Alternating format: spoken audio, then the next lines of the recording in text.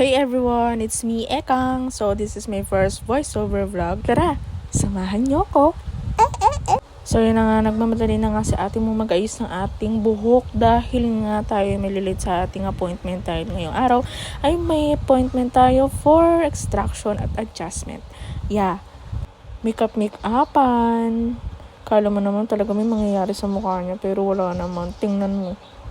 Ganyan-ganyan pa siya ng mga mata niya pero wala namang pilik mata. Pag ganyan-ganyan pa siya, pero kinakabahan na yun.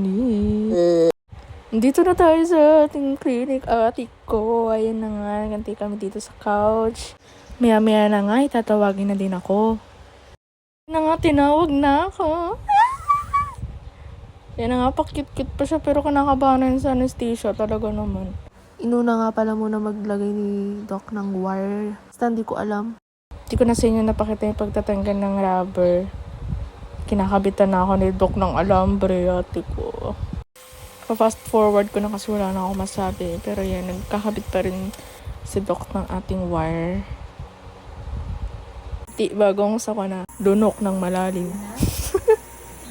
Kinakausap nga pala ako dyan ni Doc para hindi ako masyadong kabahan. Pero girl, pangatlong beses ko na to. Pero kabang-kaba talaga ako. Tawang-tawa. Inhale, exhale. Ate ko, talaga naman kahit mag-inhale, exhale, talagang masakit talaga eh. Anong magagawa mo? Sakit. So, yun ang pinag-gargle muna ako ni Doc. Kasi nararamdaman ko yung laway ko, nalulunod na ako, ate. Yay, yay, yay, yay! Yan na nga, tinatanggal ng ngipin ko. Pero that time, wala akong maramdaman na sakit. Yung sakit lang na char. Pero ate ko, seriously, wala talaga akong maramdaman dyan. Kahit yung pagdiin ng screw ba yan, basta yan, wala akong maramdaman. Hindi ko talaga siya maramdaman, as in, sobrang galing ba naman ni Doc eh. I love you, Doc. Teka, may kukwento ako sa mga nagpapabrace din dyan, tsaka po nagpapabunot. Diba, yung point of view nila, parang naiisip ko yung nakikita nila yung mukha ko, nakanganga ako. Tapos kung ano yung mga sinusuksok sa bunganga mo. Tapos nakatingin ka lang sa mga mata nila. Tapos mukha silang, ewan ko, tawa talaga ako. Hindi ko nararamdaman yung sakit. Natatawa ako sa mga mukha nila, sa mga ekspresyon ng mukha nila. Wala lang, share ko lang. O daling-dali mo mula sa simpleng na pasulyap-sul, papapansin sa'yo.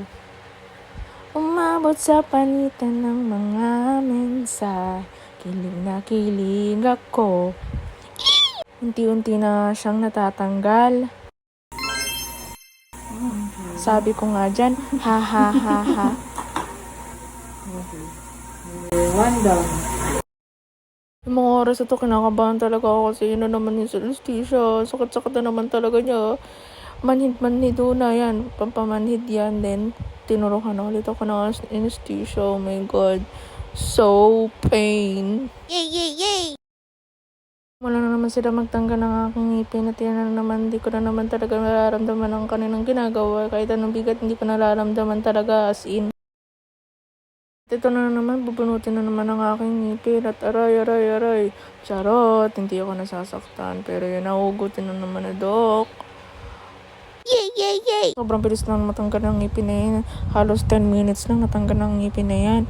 At grabe, galing na galing ako kay Doc. Pero yan na nga. Matatanggal na ako yung ngipin niya na.